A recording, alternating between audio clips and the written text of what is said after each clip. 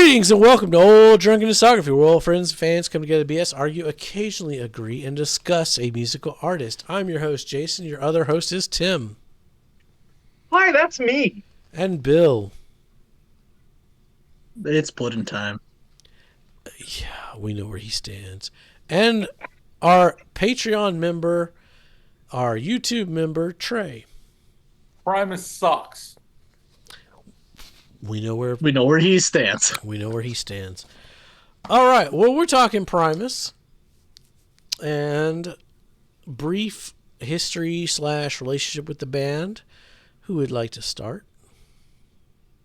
I'll start because I'm probably the briefest. Only exposure I have is when Tim mentioned, because the Brown album and Punch both were on your top 10 list for the 90s album of the decade, if I remember right. Caesar Neither, cheese, yeah, Caesar Frizzle Cheese. fry. None Pretty of sure them pork made, soda made my list. The only one that made the not, grinder was the Brown album. Right, okay. but I'm pretty sure that all of them made my list. I don't think Pork Soda did. But I remember, 93 was kind of a rough year. yeah, 93 was a tough year. I don't think it made the top 10. So, I mean, only the Brown album for the Grinder was the only real exposure I had to Primus pre-recording here. Okay. And that's about it. Wow. I guess I'll go next. I heard My Name is Mud. Then I heard Mr. Crinkle. And I checked out Pork Soda. And, I mean, Sailing the Seas of Cheese is just an album that, like, people played all the time. Like, my friends, shout out Michael. Jerry is a race car driver. Played that shit all the time. I've heard Frizzle Fry. I heard Tales. I remember Wyman his Big Brown Beaver. And then I kind of got off the train. And I checked out Green. Because it was like a big deal. They were reuniting, first album in a while. I checked it out. So it's like a half and half here. I know half the discography. I don't know the other half. So I remember the singles when they were on. I remember enjoying them. I remember hearing Jerry was a race car driver and Tony Hawk over and over and over again because that's all I did. I bought Antipop, and that's pretty much it. So I'm more up until now. I was most familiar with Antipop. Interesting. So yeah, if I can keep this brief, I probably got into them around Sailing of the Seas of Cheese, Pork Soda. Somewhere in that area is where I first discovered them. Um, I've been a South Park fan since day one, and one of those reasons was because Primus was attached to it. I've seen two of these albums performed live in their entirety over the years. I've seen them live a few times now. Um, and yeah, after the first time, I really just kind of did the deep dive, you know, in my early to mid 20s, and they're just kind of one of those bands that, like, you could argue they're the ultimate 90s band. Um, and of course, they're still going, and I'm still a fan. If it wasn't obvious, each week one of us picks an artist to bring to the table, and Tim brought Primus. Well, let's just We start. need something good on this channel for a change. Hey, we've had some good shit. We just got done with Led Zeppelin. Go check Yeah, out that discography. Suck on This, their first release. It's an EP or live. It's a notable release. Well, it's an album, but it is live, yeah. So it's not considered a studio album. But it's worth But I mean, mentioning. when you listen to the first studio album, it makes sense that you got to listen to this first. It starts with John the Fisherman, and that starts with the YYZ intro from Rush. Um, Nice I mean, pronunciation. it's just such a great song, and I mean, yeah, this is a live show. The snare drum throughout this show is impeccable. The bass tones, of course, are great. Lure's a little heavier than we come to expect from him throughout here, but that's okay because Lure is the godfather of death metal, and everybody should go check out that first Possessed album. Um, Groundhog's Day, another one that comes on the first album proper. It's Groundhog's Day. It's a ripper. Um, Heckler, you know, it's a late bloomer, but I love this version of it. It's it's classic, classic Primus. Same thing can be said for Pressman. We might revisit that here in a few albums. And I love this version. Um, with both of these songs, I'm not sure if I like them more than the studio versions that come later, but for what this is, I love it. Um, do you like it? It looks like that's the only one that still remains from this album that hasn't been redone. So there's your reason to get it. Plus, there's an awesome drum solo in it. Check it out. Tommy the Cat. I mean, everybody knows that's a classic song. This is kind of a baby version of it. And it's still just a jam. I mean, and then what can you say about Pudding Time other than it is Pudding Time, children? Fuck yes. Herald of the Rocks, like I love that it falls here in the set list. Like that's such a funky jam. Herald of the Rocks, that's classic Primus.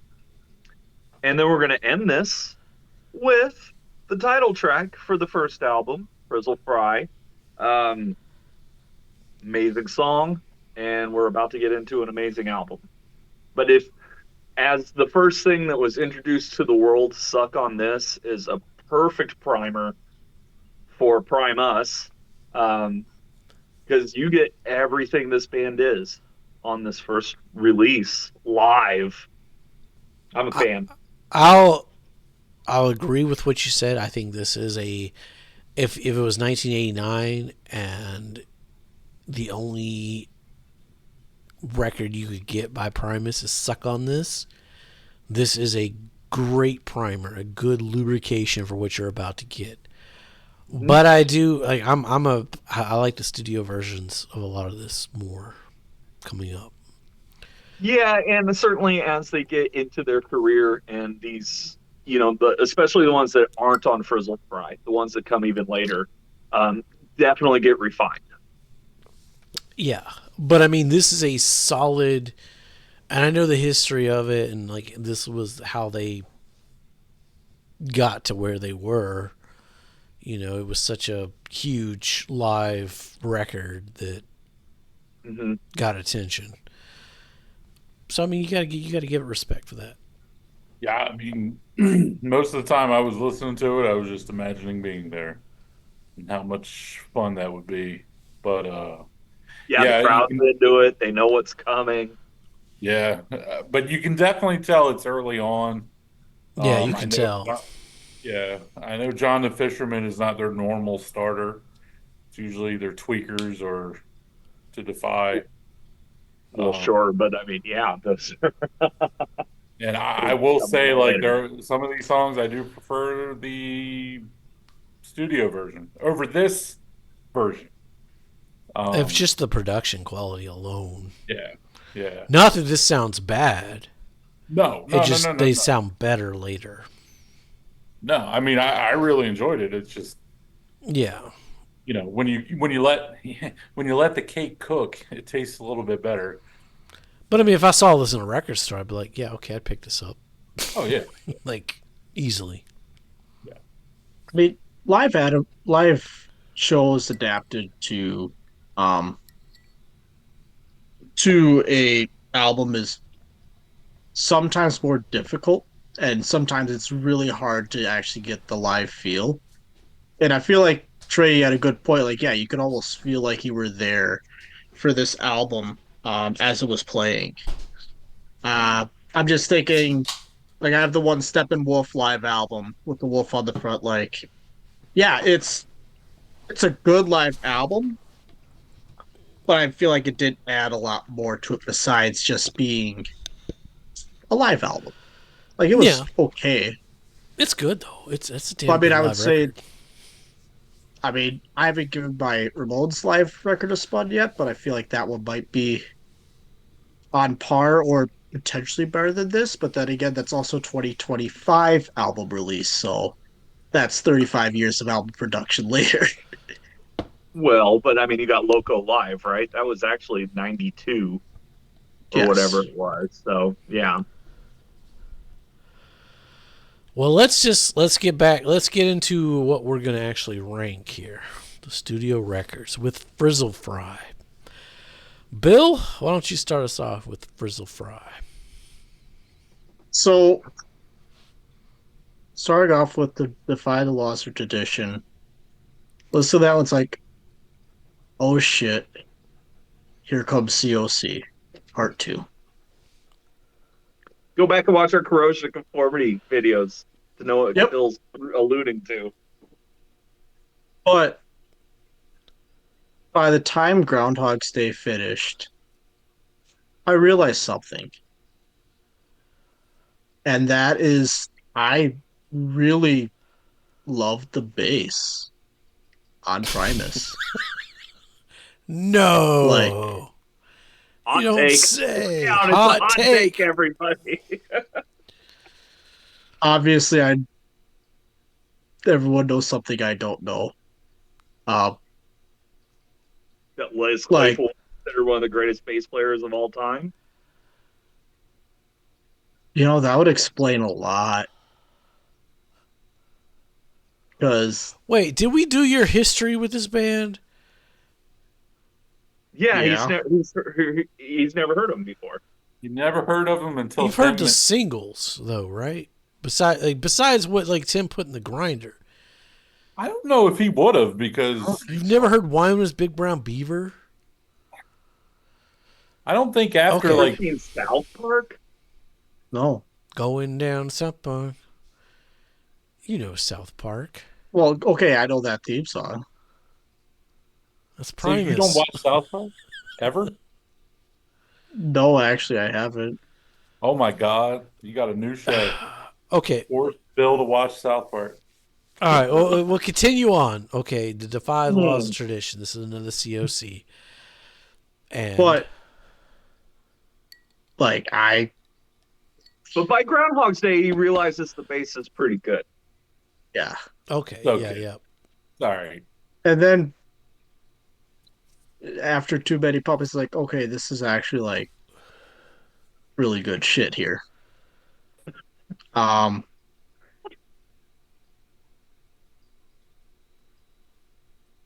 this is a really good album. Um, I'll Okay. say so something so a parallel I drew, or a couple of them I drew initially. So like, okay, like I'm just like, okay, like some remind me of Alice in Chains. It's like, no, but it's not sludgy enough for that. So I'm like, it's kind of Red Hot Chili Peppers, especially Pudding Time. But it's like, no, Pudding Time's better than just about anything inside of Red Hot Chili Peppers' entire discography. Well, we'll talk about Chili Peppers. And like, I don't know. I was struggling internally, like, because I kept like picking up like, oh, this band. It's like, no, it's not that band. Oh, what about this one? No, it's not really that one either. But like, it's all bands that came, well, not Alice in Chains, but like other ones, there's bands that came after. It's like, oh, like they just, well, then again, Red Hot Chili Peppers was And I before think too. technically Alice in Chains comes after this. Yeah. I Well, they had will 80, same year. 89. Yeah. Yeah. Yeah. Same year. Like, oh, this was initially I was worried it was be some, as I said, some COC stuff. It's like, no, this is actually like, That's crazy. I really like John the Fisherman. I like that turns into a whole goddamn story. It's fucking great. Pudding Time was head and shoulders a highlight. And to Defy was a solid closer. They got better ones, but still a solid closer. I was pleasantly surprised because the first couple measures into Defy the Laws, it's like, okay. It's like, no, never mind. This is better than okay. Is To Defy the closer? Yes. It is technically, yes. Hello Oh, Okay. Skinny is a bonus track. Okay. I'm to Defy the Laws of Tradition. I'm sorry, I abbreviated what I didn't even think about the fact it's also the closer. That's my bad. No. I've got Yeah, Hello. you're good. You're good. He has something completely different. Yeah, no. Oh, Good. That's my bad. I'll follow up. So the opening lines of this discography is, "What if Christmas didn't come this year and no one paid for Christmas cheer? Who would cry the biggest tear? The child or the store?" I mean, that's like a fucking I'm only expecting $22 this Christmas. So. that yeah. I mean They'll that settle for is 2. that's like a 10 Or out of 5. 5. That's a 10 out of 5. To defy the laws of tradition is it's like a schoolhouse rock song on acid. Groundhog Day, it's got some Zappa in places, but it's got that early 90s weird going on as well. Really, this whole album does. And for being 1990, it's kind of ahead of that era, that decade. Mm-hmm. Too Many Puppies, I mean, it's classic. It's top song contender. When you got a groove that good, it's okay to repeat it. Like, it's just such a good groove. Mr. Know-It-All, I love the vocals and the drums during the musical breakdown. Frizzle Fry, the title track, it's great. I mean, but John the Fisherman, that's top tier. Like, it's good on Suck on this, but I think the studio version is the top song contender. Les is the master of storytelling. There's a better Fisherman song coming up, but you gotta pay respects to the beginning. I mean, you can't kill short instrumental. Get used to them. But it's pretty. Yeah, you're gonna get them. The Toys Go Winding Down, I wasn't a fan of. Something about the production or the pace of it just like rubbed me the wrong way. It's like warbly in places. Like if you played the record at the wrong speed. In hindsight, that's probably more than likely intentional. I do like the Evil Dead reference though. Puddin' Time, top song contender. Less spitting in lyrics. Satin and the Wallaby. It's a short jokey song. Savington Willoughby. Go ahead and get used to those in this discography. You're going to get them. Well, and he's going to return in a few albums too. So yeah, you ain't seen the last. Spaghetti, you can visualize Les writing the song, writing lyrics of the song. You can visualize it. Harold, it's fine. It drags on a little bit too long. That's all I'm going to say. Wait, no. I can't say that yet. To Defy, they got better. That keeps it suspense. I agree with Bill. There's better closers. Hello, Skinny, Constantinople. I had never heard that one before. But goddamn, that's a top song contender. You could replace the last 2 songs on this record with Hello, Skinny, and my rankings would be different.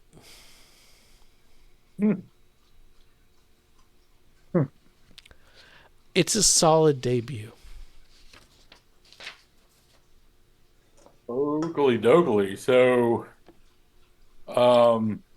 as an old school prog fan, Genesis, etc., when I first started this, the first thing I heard, other than the YYZ false start, is those Yes style harmonics in the opening to Defy. And immediately I was like, okay, so this is why people say they're prog. And it continues throughout.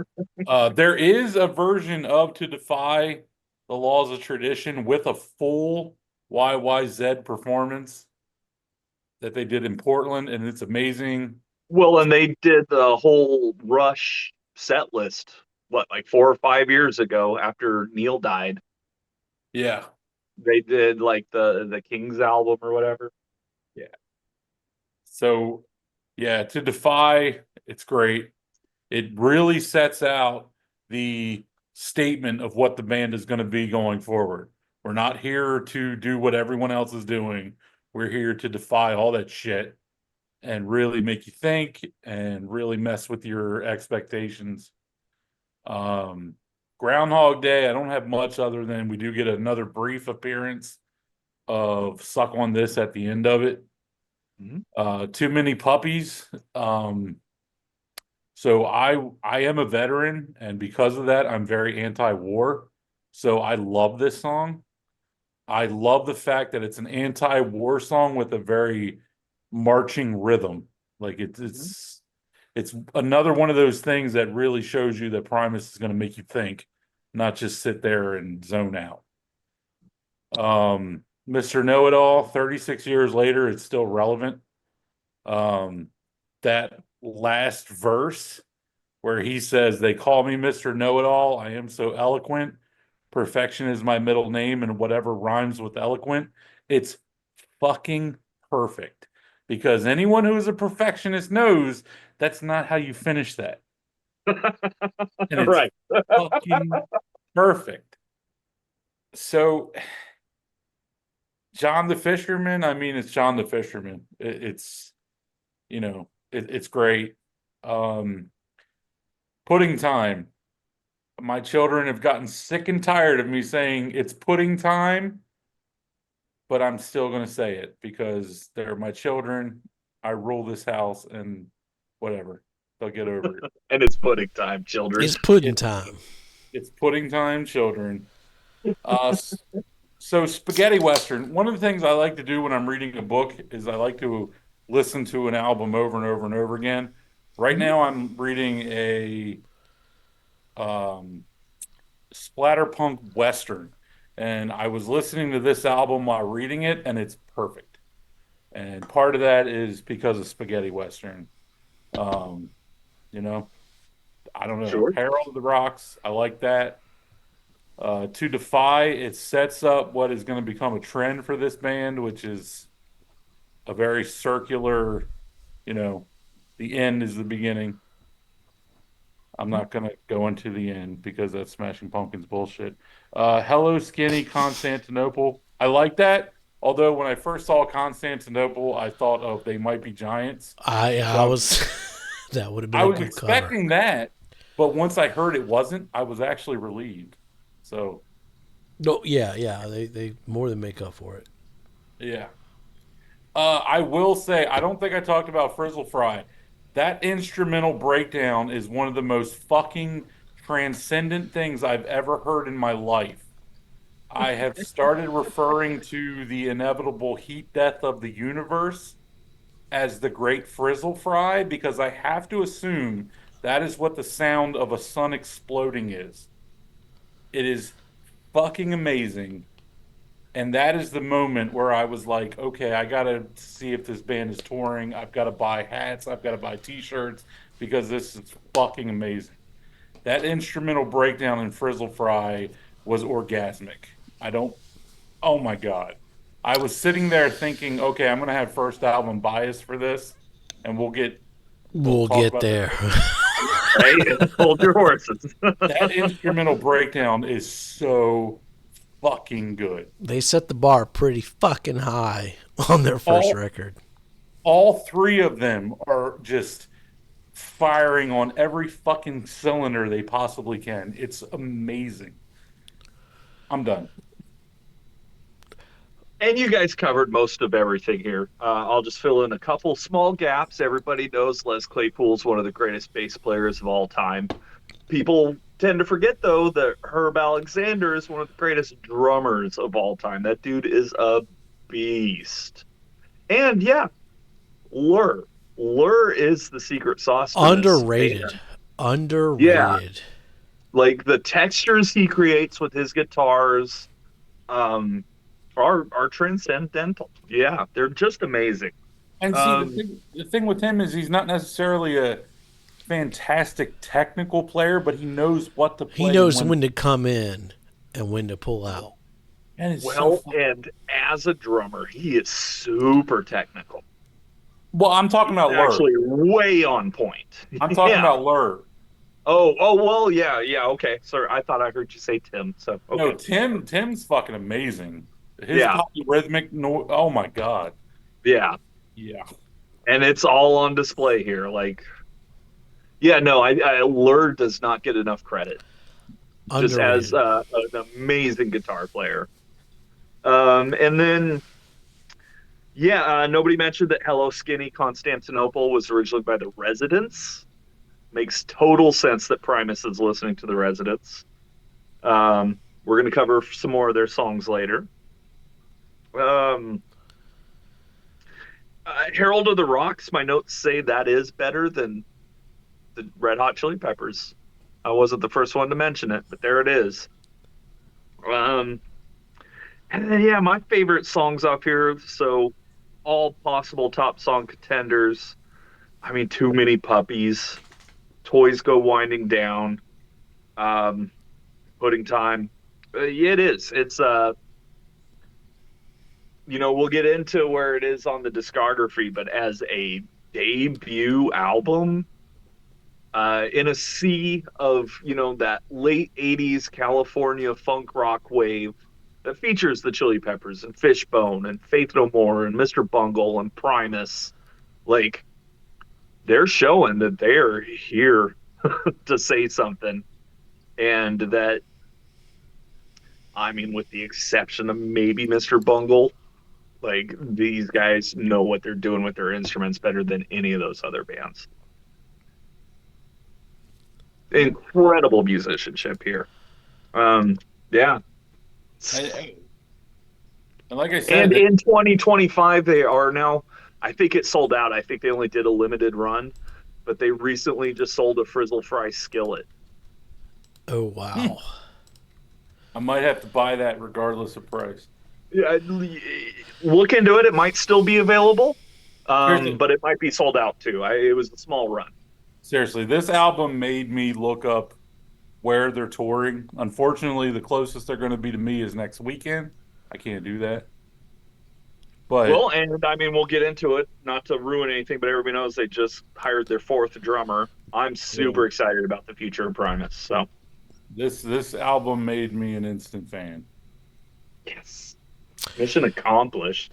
Well, Tim, who gets to guess first? For the next... Well, nobody's guessing this one. Right. But for the next one, who gets the dot? Let's give Trey the dot. He's our special guest. Damn. That's Let's let Trey choose Sailing the Seas of Cheese. I'm going to defy the laws of tradition with this one. Hey, Bill's put it in last place this week. Yeah, because that gives Bill the Brown album. Oh, my.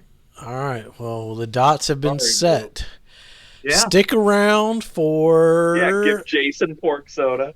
Yeah, I got fucking pork soda. That's rough, dude. Yeah, stick around. Sailing the Seas of Cheese is next. We're going to talk miscellaneous debris. Give us a like, give us a subscribe. We need all the help we can get. Be safe. And what, Bill? Make quality decisions. Sporting time.